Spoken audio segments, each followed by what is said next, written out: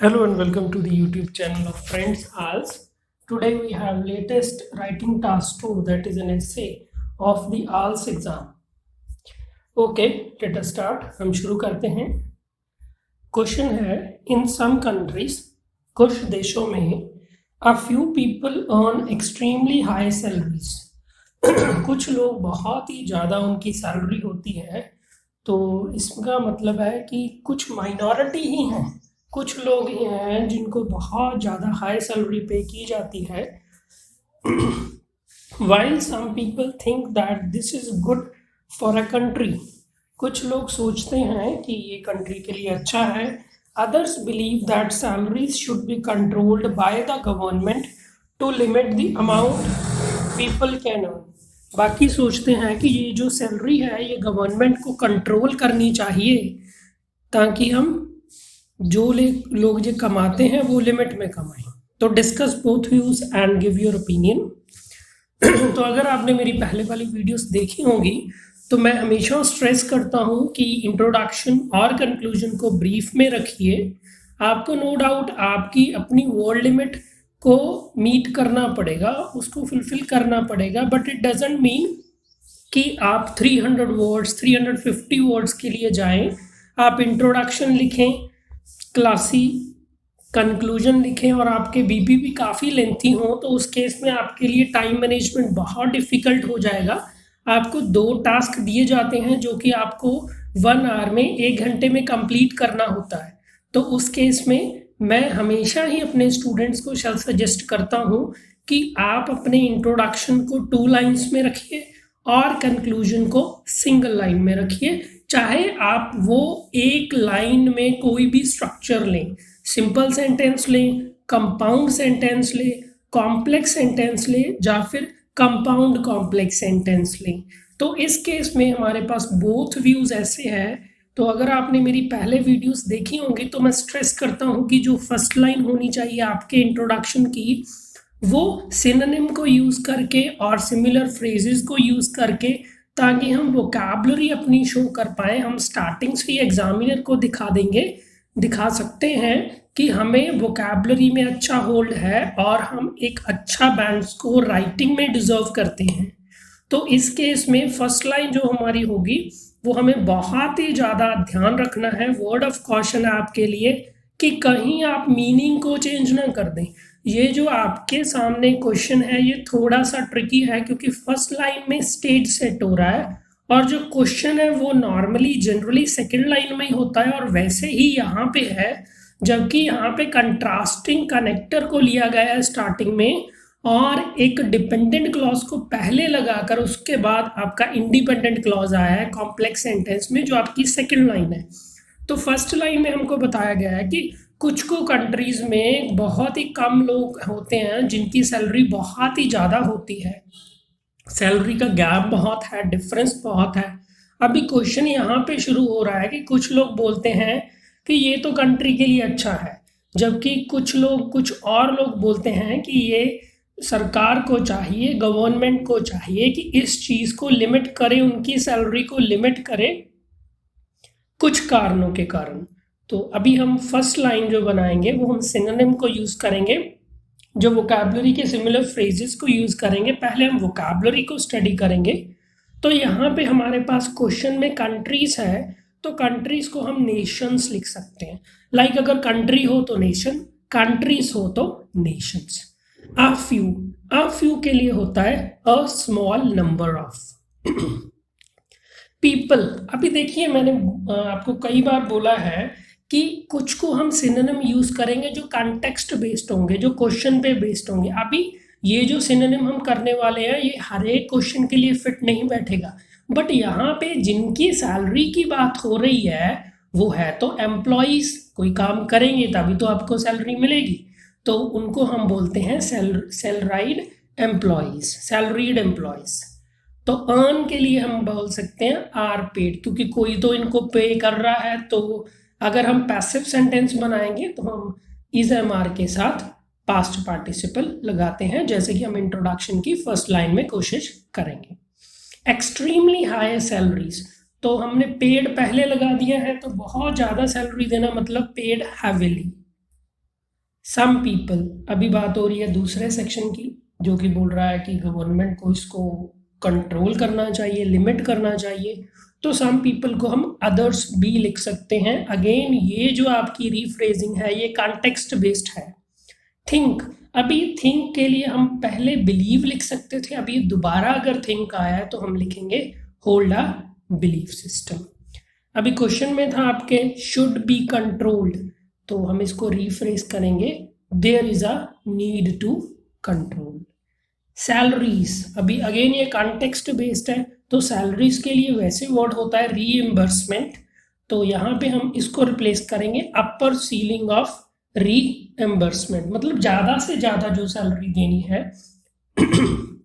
अभी टू को हम रिप्लेस करेंगे इन ऑर्डर टू, क्योंकि ये हमारा बिकॉज के जैसे यहाँ पे यूज हुआ है। लिमिट द अमाउंट, अभी देखिए हम लिमिट द अमाउंट कर रहे हैं तो हम एक थ्रेशहोल्ड वर्ड होता है आपके इंग्लिश में, उसका मीनिंग होता है कि इससे ज़्यादा नहीं, तो हम उसको सेट कर रहे हैं मतलब तय कर रहे हैं, लाइक गवर्नमेंट से यही डिमांड की गई है, तो हम उसको बोलते हैं set a threshold. People can earn को लिख सकते हैं ऑन देयर अर्निंग्स। अभी देखिए क्वेश्चन को, फर्स्ट लाइन को हम रीफ्रेज करेंगे आपके लिए, और हम इंट्रोडक्शन की फर्स्ट लाइन को फॉर्म करेंगे। अभी एक और इम्पॉर्टेंट चीज, लाइक हम जब सिनोनिम यहाँ पे क्लास में यूट्यूब पे करते हैं, तो मेन इम्पॉर्टेंट बात यह है कि आपको डिस्करेज नहीं होना। ये ज़रूरी नहीं है कि आप हर एक वर्ड, हर एक सेंटेंस का रीफ्रेजिंग करें सक्सेसफुली। अगर आप कुछ हद तक भी कर पाएँ, तो आपका अगर बैंड स्कोर 6 चाहिए या फिर 7 चाहिए, तो आप आसानी से उसको अचीव कर सकते हैं।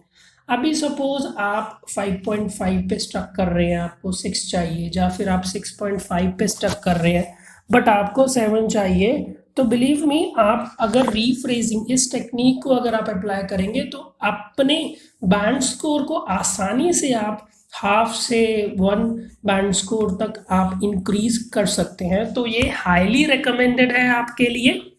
और इंट्रोडक्शन लिखते वक्त आप वहाँ पे फर्स्ट लाइन लिखने के बाद दोबारा से उसको रीरीड कीजिए, इसलिए कि कहीं आपने मीनिंग तो नहीं चेंज कर दिया। चलिए अब शुरू करते हैं हमारा introduction. In some nations, comma, कुछ देशों में, a small number of salaried employees are paid heavily, तो बहुत ही थोड़े लोग हैं जिनकी सैलरी बहुत ज़्यादा होती है, comma, and some people hold a belief system that it is beneficial for the country, और कुछ लोग सोचते हैं कि ये कंट्री के लिए बेनिफिशियल है, फायदेमंद है, comma, whereas others think that there is a need to control the upper ceiling of reimbursement, जबकि दूसरे लोग सोचते हैं कि ज़रूरत है कि जो मैक्सिमम सैलरी हमने देनी है, जिसको हम अपर सीलिंग ऑफ रीइंबर्समेंट बोलते हैं, उसको कंट्रोल करने की ज़रूरत है। किस काम के लिए? In order to set a threshold on high earnings, ताकि जो मैक्सिमम सैलरी है उसको हम लिमिट कर सकें। तो इस केस में अगर मैं आपको सेंटेंस स्ट्रक्चर की बात करूं, हम वोकैबुलरी की बात कर चुके हैं, तो सेंटेंस स्ट्रक्चर के लिए हमने यहाँ पे कॉम्प्लेक्स कंपाउंड सेंटेंस बनाया है, बहुत ही इंपॉर्टेंट है। आपने कॉमा के बाद एंड लगाया, तो इसके साथ क्या हुआ, आप दो इंडिपेंडेंट क्लॉज को कंजंक्शन से यूज कर रहे हैं, और कॉमा लगा के आपने वेयरएस लगाया, तो आपने उसके साथ एक डिपेंडेंट क्लॉज को ऐड कर दिया। तो जब भी एक सेंटेंस में एक से ज़्यादा इंडिपेंडेंट क्लॉज हो और या फिर एक से ज़्यादा डिपेंडेंट क्लॉज हो, तो हम उसको कॉम्प्लेक्स कंपाउंड सेंटेंस बोलते हैं। ये आपका बैंड स्कोर बहुत ही बढ़िया तरीके से रेज करने का तरीका है। मैं ये नहीं कह रहा कि आप सिंपल सेंटेंस स्ट्रक्चर को ना लें, बट आप स्टार्टिंग में कॉम्प्लेक्स सेंटेंस स्ट्रक्चर कवर कर चुके हैं, बाकी बीपी में कंक्लूजन में आप चाहे जितना मर्जी सिंपल सेंटेंस स्ट्रक्चर लीजिए, फिर भी आप अच्छा बैंड स्कोर हासिल कर सकते हैं, क्योंकि आपने कॉम्प्लेक्सिटी को, जो कि सबसे मुश्किल सेंटेंस स्ट्रक्चर है, उसको पहले ही कवर कर लिया है आपने। वेरी इंपॉर्टेंट, एक बार दोबारा से देख लेंगे, फिर हम सेकेंड लाइन पे आएंगे। सेकेंड लाइन आपकी थीसिस स्टेटमेंट होती है। चलिए पहले फर्स्ट लाइन को दोबारा से रिवाइज कर लेते हैं। In some nations, a small number of salaried employees are paid heavily, and some people hold a belief system that it is beneficial for the country, whereas others think that there is a need to control the upper ceiling of reimbursement in order to set a threshold on the high earnings. अभी हम second line पे जाएंगे. Second line देखिए, question का answer होता है आपके यहाँ पे. क्वेश्चन का टाइप है बोथ व्यूज. तो बोथ व्यूज के लिए देखिए हम दो तरीके से आंसर कर सकते हैं. लाइक एक आपको मैक्सिमम बैंड स्कोर आपका 7 चाहिए, आपको 7 या 7.5, तो उसके लिए हम सिंगल लाइन या फिर ऐसे सिंपल थीसिस लिख सकते हैं. जबकि अगर आपका बैंड स्कोर की रिक्वायरमेंट 7.5 से ज़्यादा है तो मैं आपको रेकमेंड करूँगा कि आप एक कॉम्प्लेक्स सेंटेंस बनाएं. वो हम किसी दूसरी वीडियो में डिस्कस करेंगे. फिलहाल यहाँ पे जो आपके लिए है सिंपल लाइन जो मैं पहले भी देता हूँ, in this essay I will discuss both the view points.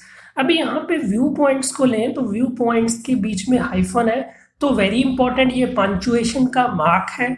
ये शो करता है कि हमको नॉलेज है और इसीलिए हमने व्यू और पॉइंट्स के बीच में एक हाइफन लगाया है.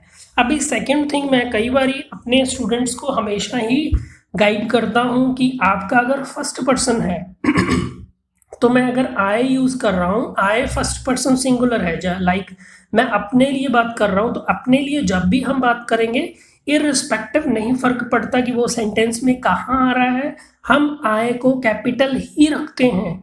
Very important. हालांकि हम इन दिस ऐसे अगर ही लिखना होता, शी लिखना होता, द गवर्नमेंट लिखना होता, तो हम स्मॉल लेटर यूज करते, बट क्योंकि आई फर्स्ट पर्सन है और सिंगुलर है, इसके लिए हम इसको कैपिटल में यूज करते हैं. अभी हम देखेंगे एक बार फिर से आपका कंप्लीट जो इंट्रोडक्शन बन गया है, फर्स्ट लाइन और सेकंड लाइन थीसिस स्टेटमेंट को कंबाइन करते हुए.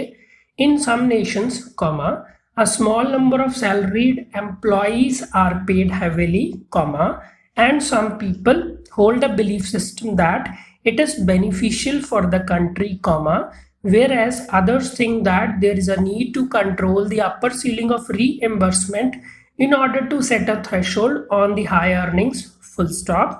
नेक्स्ट लाइन हमारी थीसिस स्टेटमेंट है, साथ ही एक ही पैराग्राफ में हमको इंट्रोडक्शन में ही इसको इंक्लूड करना है. इन दिस ऐसे I will discuss both the viewpoints. तो ये था हमारा इंट्रोडक्शन. तो नो डाउट हम इसको 8+ के लिए कंसिडर कर सकते हैं. अगर आप यही अपनी फ्लुएंसी लैंग्वेज की राइटिंग में जो आपकी कॉम्पिटेंसी है, अगर आप इसी को जारी रखें तो नो डाउट आपके एसए में भी 8+ बैंड स्कोर आ सकते हैं राइटिंग में. तो यहाँ पे हम देखिए जो आपका कंक्लूजन होता है वो आपके BP1 बॉडी पैराग्राफ 1, 2 या फिर अगर आप 3 ले रहे हैं तो उन्हीं बॉडी पैराग्राफ के बेसिस पे होता है. तो यहाँ पे हम बॉडी पैराग्राफ के लिए, अगर आपको बॉडी पैराग्राफ चाहिए तो यहाँ पे आप कमेंट सेक्शन में कमेंट कर दीजिए और उसी के बेसिस पे हम सिंगल लाइन कंक्लूजन बनाते हैं. उसके लिए पहले हम वोकैबुलरी को ले लेंगे कि कौन कौन से बढ़िया हमारे पास वर्ड्स हैं वोकैबुलरी के, इंग्लिश के, जो कि हम इस ऐसे के कंक्लूजन में इंक्लूड कर सकते हैं. It is clear that, normally मैं रेकमेंड करता हूँ इट इज़ क्लियर दैट. हमको ये क्लियर है क्योंकि हम ऊपर डिस्कशन काफ़ी करके आए होंगे. BP1, BP2 या फिर BP3 भी इंक्लूड अगर हम कर रहे हैं. लिमिटिंग सैलरीज, लिमिट होता है कि उस पर कुछ लिमिट लगाना कि इससे ज़्यादा नहीं. हाईली पेड एम्प्लॉयज़ जो वर्क कर रहे हैं, जो जॉब करते हैं, हाईली पेड, जिनकी सैलरी बहुत ज़्यादा होती है. एन आइडियल सॉल्यूशन, तो आइडियल बेस्ट सॉल्यूशन एक हिसाब से बोल सकते हैं कि जो फिट बैठता है, बेस्ट तो नहीं बोलेंगे, कि जो सूट करता है उस सिचुएशन को, बेस्ट पॉसिबल. अ हाई टैक्स रेट, तो मतलब कि टैक्स रेट ज़्यादा है. टू एंश्योर होता है कि पक्का करना, ये एक बार कंफर्म करना कि ये हो जाएगा. The growth of economy, growth होता है डेवलपमेंट. अभी इकोनॉमी की डेवलपमेंट की बात करेंगे. अ feasible solution, feasible word English में यूज होता है, फिजिबल का मीनिंग होता है पॉसिबल. तो अगर हमने अपॉसिबल सॉल्यूशन लिखना हो तो हम उसको और बढ़िया तरीके से अफिजिबल सॉल्यूशन लिख सकते हैं. Very important vocabulary. अभी हम कंक्लूजन की तरफ बढ़ेंगे. अभी हम कंक्लूजन को इन कंक्लूजन से स्टार्ट करते हैं. आप कोई और कनेक्टर भी यूज कर सकते हैं लाइक टू कंक्लूड, बट यहाँ पे मैं दो बातों को फिर से दोहराना चाहूंगा आपके लिए कि हम यहाँ पे एक जब हम प्रैक्टिस करते हैं लाइक हम 10 एसेस 20 एसेस या 50 एसेस प्रैक्टिस कर रहे हैं, हम इंस्टीट्यूट में प्रैक्टिस कर रहे हैं, घर पे प्रैक्टिस कर रहे हैं या कहीं और हम राइटिंग की प्रैक्टिस कर रहे हैं, तो आप अपना एक ही कंक्लूजन के लिए कनेक्टर सेलेक्ट कर लीजिए, क्योंकि आपको वहां पे एक ऐसे ही लिख के आना है। अदरवाइज आप 2-3 कनेक्टर यूज कर लेंगे, याद कर लेंगे, वहां पे आप कुछ टाइम वेस्ट करेंगे उसकी सिलेक्शन में। हालांकि उससे कोई फर्क नहीं पड़ता कि आप इन कंक्लूजन यूज करें या फिर टू कंक्लूड यूज करें। सेकेंड थिंग वेरी इंपॉर्टेंट मैं आपको सजेस्ट करना चाहूंगा कि यहाँ पे कई सारे स्टूडेंट्स कहीं से सीख के आते हैं कि ईडियम यूज कर लेते हैं ऑल इन ऑल। तो डिजायर्ड है तो मैं सजेस्ट करूंगा कि आप स्टिक करें इन कंक्लूजन कॉमा या फिर टू कंक्लूड कॉमा पे ही, और कुछ नहीं। अभी देखेंगे in conclusion comma, it is clear that limiting salaries of highly paid employees is not an ideal solution. तो कंक्लूजन में ये हमको क्लियर हो गया कि ये जो हाईली पेड एम्प्लॉयज है इनकी हमें सैलरीज को लिमिट नहीं करना चाहिए। Instead a high tax rate to ensure the growth of economy is a feasible solution. तो हमने यहाँ पर लिखा कि इसकी जगह पे अगर सरकार, देखिए अगर ज़्यादा वो कमाई कर रहे हैं तो नो डाउट अगर हम हाई टैक्स की सीलिंग उनके लिए अप्लाई करेंगे तो इकोनॉमी गेन करेगी टैक्स के बेसिस पे, क्योंकि वो टैक्स ज़्यादा भरेंगे तो इकोनॉमी को फायदा होगा। तो गवर्नमेंट जो डेवलपमेंटल जो वेलफेयर स्कीम्स चलाना चाहती है उनको फंडिंग आसान होगी। तो हम एक बार फिर से आपके कंक्लूजन को देख लेते हैं। In conclusion, comma, it is clear that limiting salaries of highly paid employees is not an ideal solution, comma, instead a high tax rate to ensure the growth of economy is a feasible solution. Okay, this was introduction and conclusion to the latest writing task 2 essay. Don't forget to like, subscribe and share friends. Als.